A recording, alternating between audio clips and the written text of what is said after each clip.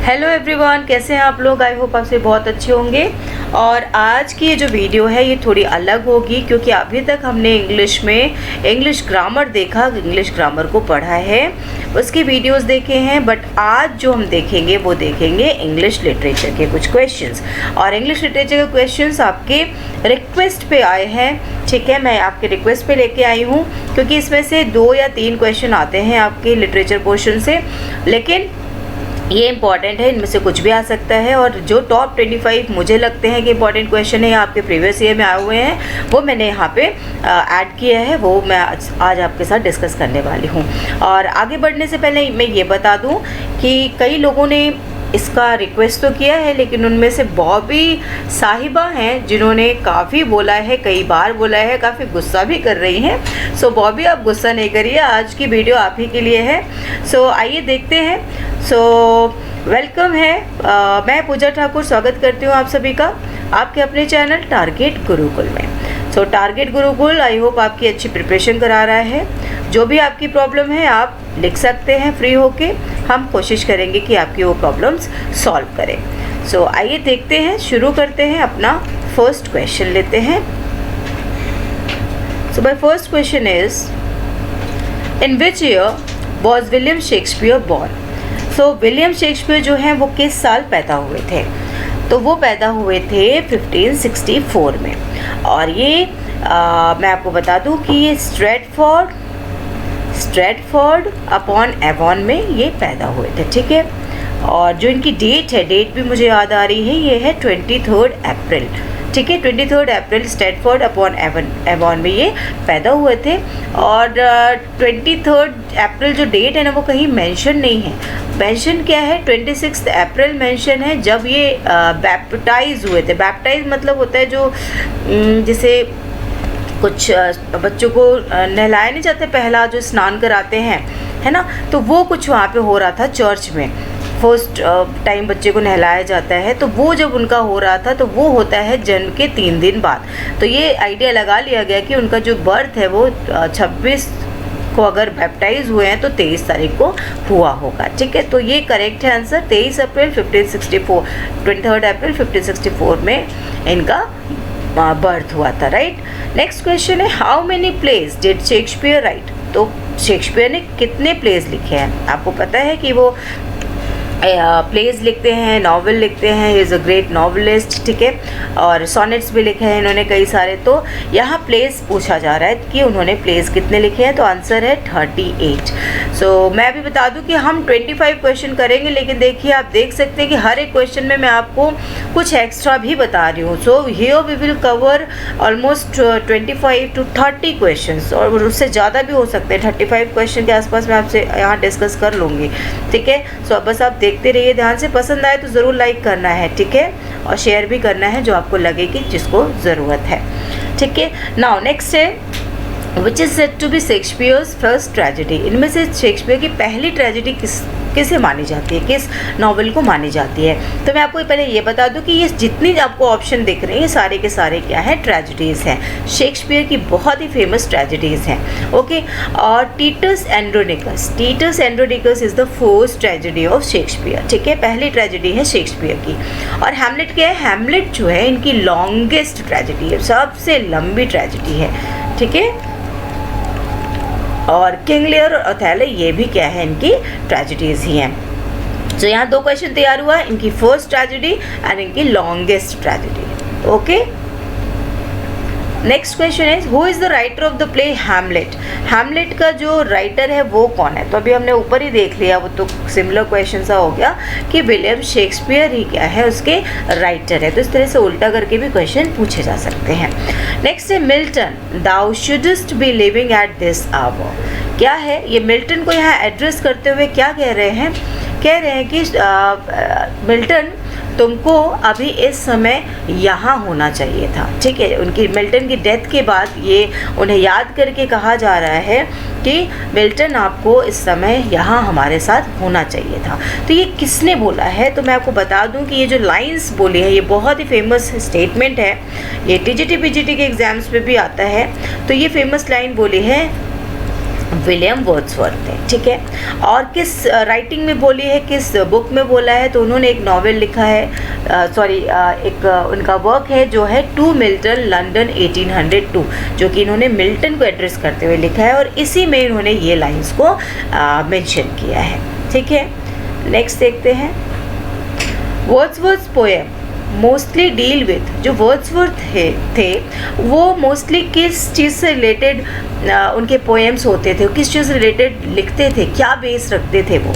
तो मैं बता दूं, वर्ड्सवर्थ बहुत ही ग्राउंडेड पर्सन थे, और वो हम्बल एंड रस्टिक लाइफ को रिप्रेजेंट करते थे। उसके बारे में उन्हें लिखना बहुत पसंद था, जो जैसे गांव हो गया, या मिडिल क्लास या लोअर क्लास के लोग हो गए, या जो लेबर क्लास है, या जो बहुत ही गरीब है, या नेचर है, इन सब चीज़ों से रिलेटेड वो लिखते थे, ठीक है। बहुत हाई फाई और आप कह सकते हैं कि सिटी लाइफ या रिच लाइफ वो उसे नहीं रिप्रेजेंट करते थे, रिवॉल्यूशन नहीं रिप्रेजेंट करते, कोई पॉलिटिक्स का नहीं वो करते थे, वो सीधा सीधा हम्बल एंड रस्टिक लाइफ को प्रेजेंट करते थे, ठीक है। Now next is the solitary ripper was singing इन। अब सॉलिटरी रिपर भी क्या है, आपका एक सोनेट है, क्या है, सोनेट है, and it is written by William Wordsworth, ठीक है। सो विलियम वर्ड्सवर्थ को जहाँ भी जो भी नेचर में दिख जाता था, बाहर कुछ भी दिख जाता था, वो उसी पे क्या लिख देते थे, पोएम्स लिख देते थे, सोनेट्स लिखते थे, ठीक है। तो ये मैं बता दूं कि सॉलिटरी रिपर जो लिखा गया है वो एक बार अपनी सिस्टर के साथ कहीं घूमने जा रहे थे, और उन्होंने रास्ते में खेतों में एक लड़की को काम करते हुए देखा, जो कि एक गाना गा रही थी बहुत अच्छा। वही पूछा जा रहा है कि वो किस लैंग्वेज में गाना गा रही थी, तो जो लैंग्वेज था वो था अर्स, जिसे गैलिक कहा जाता है, और ये वहाँ की लोकल लैंग्वेज थी, ठीक है। सो ये क्वेश्चन यहाँ पे इम्पॉर्टेंट होता है कि सॉलिटरी रिपर किसने लिखा, विलियम वर्ड्सवर्थ ने लिखा। ये क्या है, एक सोनेट है, और किस लैंग्वेज में ये गाया गया है, एर्स या गैलिक लैंग्वेज में, ठीक है। नेक्स्ट देखते हैं, टिंटन एबे। टिंटन एबे is a dramatic monologue, a dramatic lyric, a dramatic epic और नन ऑफ दीज। तो अभी मैं इन सबको एक्सप्लेन करने का कोई फ़ायदा नहीं है, ठीक है, कि बहुत एक्सप्लेन करें। बस आप ये जान लीजिए कि टिंटन एबे जो है एक ड्रामेटिक लिरिक है। ड्रामेटिक ये कि उसमें कोई स्टोरी होगा, ठीक है। लिरिक ये कि हम उस स्टोरी को सिंग करके एक सॉन्ग के थ्रू प्रेजेंट कर सकते हैं, ठीक है। टिंटन एबे ऐसा है जो कि एक रिदम में है, सॉन्ग के फॉर्म में है, लेकिन है क्या, उससे एक स्टोरी निकल के आती है, ठीक है। और ये लिखा किसने है, again this is written by William Wordsworth, clear. Who among the following author has written Julius Caesar. ये क्वेश्चन आया हुआ है आपके प्रीवियस ईयर में। सो कि जूलियस सीजर किसने लिखा है, तो यहाँ मैं बता दूँ, जूलियस सीजर एक बहुत अच्छी राइटिंग है, किसकी है, शेक्सपियर की है, ठीक है, बहुत फेमस राइटिंग है। नेक्स्ट क्वेश्चन देख लेते हैं, who among the following has written Peter Bell. Peter Bell किसने लिखा है, तो पीटर बेल यहाँ पे मैं बता दूँ विलियम वर्ड्सवर्थ ने लिखा है, ठीक है। और नेक्स्ट क्वेश्चन की तरफ बढ़ते हैं, 11th question, ode to nightingale is the work of. Ode to nightingale जो है ये किसका वर्क है, किसने ये लिखा है, तो ये लिखा है जॉन कीट्स ने। किसने लिखा है, जॉन कीट्स ने।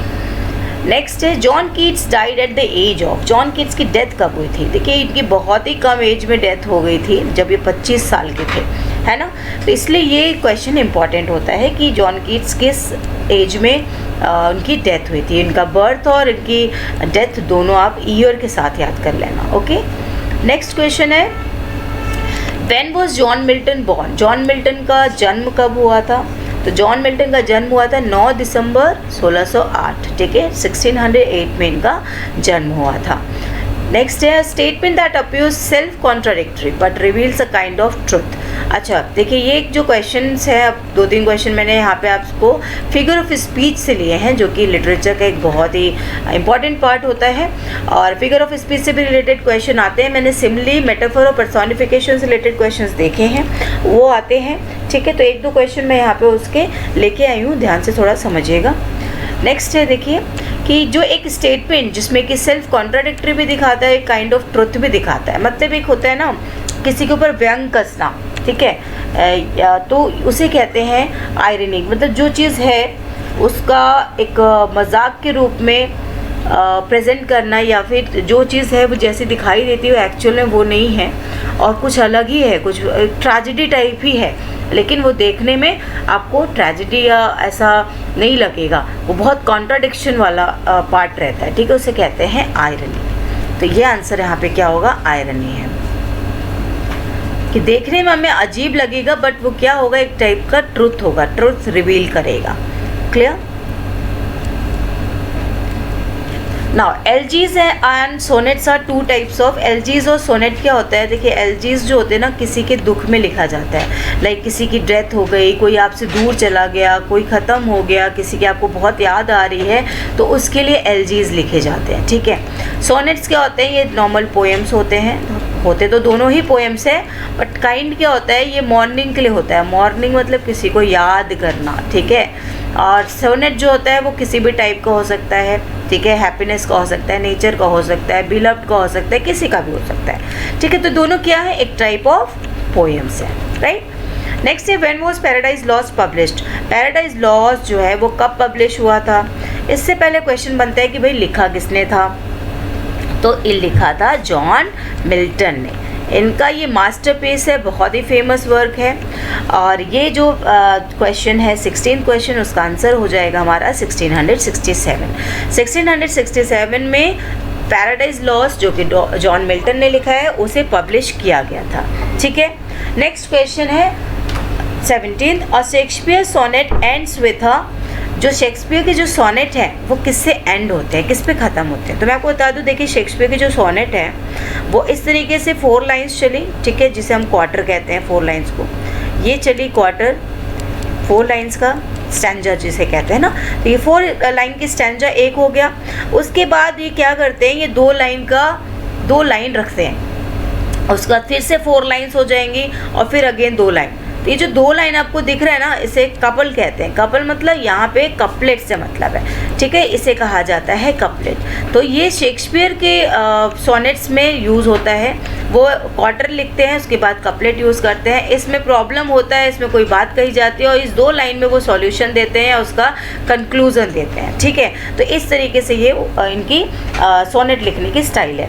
तो अब आपको क्वार्टर भी मैंने यहाँ बता दिया कि 4 लाइन्स का स्टैंजा होता है। ऑक्टेव होता है 8 लाइन्स, मतलब कि लगातार क्या चलता है इसमें, 4 लाइन्स हमारी ये क्वार्टर चली, फिर अगेन 4 लाइन्स चलेगी, ठीक है। तो ये 4 लाइन्स 8 लाइन्स बन जाती हैं, ठीक है। सो इस तरीके से 2 क्वार्टर को मिला के इस तरीके से 8 लाइन्स बन जाती है। ट्रिपलेट क्या होता है, 3 होता है, 3 लाइन्स का स्टैंजा, 3 लाइन की स्टैंजा, फिर सेकेंड स्टैंजा स्टार्ट हो जाएगी, फिर थर्ड स्टैंजा स्टार्ट हो जाएगी। तो ये 3 लाइन्स के स्टैंजास होते हैं, ठीक है। नेक्स्ट क्वेश्चन देख लेते हैं, which is not the work of Shakespeare. इनमें से शेक्सपियर का कौन सा वर्क नहीं है। तो जैसा कि अभी तक हमने देखा कि हैमलेट भी वर्क है, और मैं बता दूं कि किंग लियर भी है, द टेम्पेस्ट भी इनका वर्क है, और द सॉलिटरी रिपर जो है ये इनका वर्क नहीं है। सॉलिटरी रिपर जो है, ये जो वर्क है ये विलियम वर्ड्सवर्थ का है, हमने देख लिया है, ठीक है। और अब नेक्स्ट क्वेश्चन देख लेते हैं। देखिए यहाँ नॉट लिखा है, मतलब इनमें से कौन सा नहीं है, तो जो नहीं है हमें वही आंसर मार्क करना होगा, ठीक है। 19th question, which is the figure of speech used in following sentence. देखिए अब यहाँ अगेन फिगर ऑफ स्पीच आ रहा है, तो देखते हैं कौन सा है। Friendship is the sheltering tree, friendship is the sheltering tree. तो फ्रेंडशिप को यहाँ पे क्या बोल रहा है, शेल्टरिंग ट्री है। फ्रेंडशिप को किस चीज़ से कंपेयर किया गया है, फ्रेंडशिप को कंपेयर किया गया है एक शेल्टरिंग ट्री से, ठीक है।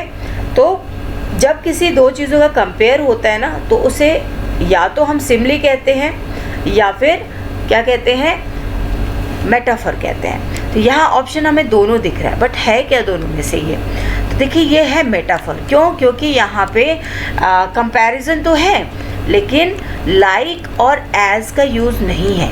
लाइक और एज ये 2 वर्ड हैं, अगर होते हैं किसी भी कंपैरिजन में तो उसे सिमिली कहा जाता है। मतलब एक सिमिली होने के लिए लाइक या एज वर्ड का यूज़ होना चाहिए, लाइक या फिर एज कहीं ना कहीं होगा, जिससे कि हमें पता चल जाएगा कि ये कंपैरिजन है और ये क्या है, सिमिली है, ठीक है। और लेकिन यहाँ कंपैरिजन तो है, बट लाइक या एज वर्ड का कहीं यूज़ नहीं है ना, तो ये हो जाएगा metaphor. Correct answer is B.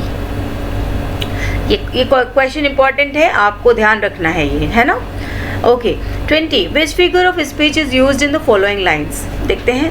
Alone alone all alone, alone on a wide sea. क्या है ये? आप देख रहे हैं कि बार बार एक ही लेटर को मतलब आया है, एक ही तरह का साउंड आ रहा है यहाँ पे. तो इसे क्या कहते हैं? जब एक ही साउंड एक ही लेटर का यूज़ होता है बार बार तो उसे कहा जाता है एलिट्रेशन. ठीक है. नेक्स्ट क्वेश्चन है like a patient etherised upon a table. अच्छा, लाइक अ पेशेंट. अब देखिए यहाँ लाइक का यूज़ हुआ है और पेशेंट को एथराइज्ड से कंपेयर किया गया है. एथराइज क्या होता है? जैसे कि एक फ्रॉग का देखें ऑपरेशन होता है छोटा सा, जो आप लोग 10th-12th में भी किए होंगे. फ्रॉग का जो हम देखते हैं उसका सारा अंदर का मटेरियल देखना होता है हमको, स्टमक कहाँ है, ये कहाँ है, वो कहाँ है. तो उसको हम छोटा सा ऑपरेशन करते हैं ना, फैला देते हैं पूरे टेबल पे, उसको सब पैर वैर फाड़ते हैं, पेट निकाल के ये वो जो भी करते हैं. तो जिस तरीके से एक फ्रॉग का या किसी एनिमल का या किसी पर्सन का हम एक तरह से पोस्टमार्टम टाइप करते हैं, उसी तरीके से कहा गया है कि जिस तरीके से वो आदमी टेबल पे पड़ा रहता है या वो एनिमल वहाँ टेबल पे पड़ा रहता है, उसी तरीके से ये पेशेंट पड़ा हुआ है. तो ये पेशेंट को उसका कंपेयर किया गया है एथराइज्ड अपॉन अ टेबल से. ठीक है. और लाइक का भी यूज़ है. अगर लाइक का यूज़ है तो ये हमें क्या करना है? हमें सिमले लगा देनी है सीधे के सीधे. ओके. नेक्स्ट है Macbeth. Macbeth is regarded as the tragedy of. Macbeth is a very famous tragedy और इसकी ट्रेजिडी सीरियसली बहुत ही ज़्यादा ट्रैजिक है. मैंने जब भी फर्स्ट टाइम नॉवेल पढ़ा था तो मुझे भी बहुत टेंशन हुआ था कि भाई ऐसा भी हो सकता है, कितनी ट्रेजिडी शेक्सपियर ने घुसा दी इसी में, है ना. सो ये क्या है, इसमें क्या है, इस ट्रेजिडी में पूछ रहे हैं कि इसका मेन रीज़न क्या था. इस जो मैकबेथ में जितनी ट्रेजिडी हुई इसका मेन रीज़न क्या था, इसे क्या रिगार्ड किया गया, क्या माना गया इस ट्रेजिडी को. तो ये ट्रेजिडी जो है ना एक ओवरलैपिंग एम्बिशन को दिखाती है.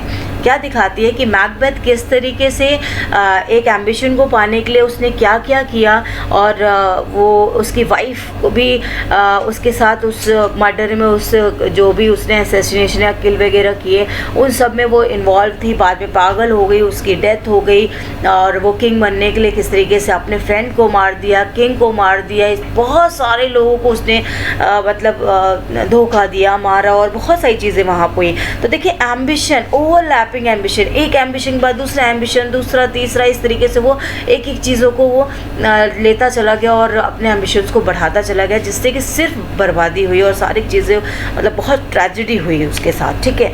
तो ये यहाँ पे क्या है, ओवरलैपिंग एम्बिशन को शो करता है. मैकबेथ बहुत फेमस नॉवेल है, आप भी ज़रूर पढ़िएगा जब फ्री हो जाना. ठीक है. Who is known as the bard of Avon. देखिए द बार्ड ऑफ एवॉन किसे कहा जाता है, जैसे कि मैंने भी आपको फर्स्ट क्वेश्चन में ही बताया था कि किसी का जन्म हुआ था एवॉन में, किसी का हुआ था ना. यस. सो किसका हुआ था? यस, वो हुआ था हमारे शेक्सपियर का. ठीक है. किसका हुआ था? शेक्सपियर का. क्या जगह थी? Stratford upon Avon. क्या जगह थी? फिर से बता दूँ, स्ट्रैटफोर्ड अपॉन एवॉन. तो ये क्या है, इन्हें क्या कहा जाता है? ये एवॉन नाम दिख रहा है ना, इसी एवॉन नाम पे बेस्ड है आपका द बार्ड ऑफ एवॉन, इन्हें इसीलिए कहा जाता है. क्लियर है? तो अब आप पूछेंगे आपके मैम ये बार्ड का क्या मतलब है? तो बार्ड का मतलब होता है पोएट. ठीक है. Poet of Avon. Clear? Next देख लेते हैं. शेक्सपियर आंसर है. Next question is Romeo and Juliet is written by. ये क्वेश्चन आया हुआ है, इंपॉर्टेंट क्वेश्चन है कि रोमियो जूलियट किसने लिखा है. तो रोमियो जूलियट शेक्सपियर ने लिखा है. मूवी तो बहुत लोगों ने देखी होगी, सुनी होगी, लेकिन लिखा किसने है वो नहीं पता होगा, है ना. ओके चलो ठीक है, शेक्सपियर ने लिखा है. नेक्स्ट क्वेश्चन देखते हैं. Which one of these is not the poet of, यहाँ पे ऑफ होगा, poet of the romantic period. इनमें से कौन है जो रोमांटिक पीरियड के पोएट नहीं है? तो मैं आपको बता दूं कि वर्ड्सवर्थ, पी.बी. शेली, जॉन कीट्स, ये तीनों रोमांटिक पीरियड के पोएट हैं. टेनिसन नहीं है. टेनिसन जो है वो है विक्टोरियन पीरियड के. किस पीरियड के? विक्टोरियन पीरियड के. ये पीरियड्स बहुत इंपॉर्टेंट वैसे तो नहीं है, लेकिन रोमांटिक पीरियड और एक रेनेसां पीरियड है, ये इंपॉर्टेंट हो जाता है. इनमें से क्वेश्चन कभी कभार आ सकता है ना, शायद आ जाए. तो यहाँ पे हमने कई सारे क्वेश्चंस देखिए कवर किए. मैंने 25 क्वेश्चन के साथ आपको कई सारी चीज़ें बताई, तो जो लगभग 30 से 35 क्वेश्चंस आपके प्रिपेयर करते हैं. जो जो चीज़ें मैंने बताई हैं ध्यान रखना है, उसे लर्न कर लेना है बस, उससे ज़्यादा तो मेरे ख्याल से नहीं आएगा. ठीक है. अगर आप इतना भी तैयार कर लेते हैं तो आप आंसर ईजिली कर पाएंगे। सो अगर वीडियो पसंद आई है तो प्लीज़ अभी अभी अभी अभी लाइक करिए और वीडियो को शेयर भी कर दीजिए। चैनल को सब्सक्राइब नहीं किया है तो चैनल सब्सक्राइब कर लें, क्योंकि जो नोटिफिकेशन आता है वो फटाफट आप तक पहुंच जाएगा और आप वीडियो को जल्दी से देख पाएंगे, ठीक है, और प्रिपरेशन ज़्यादा अच्छी कर पाएंगे। सो देखने के लिए बहुत बहुत धन्यवाद। Thank you for watching. Thank you.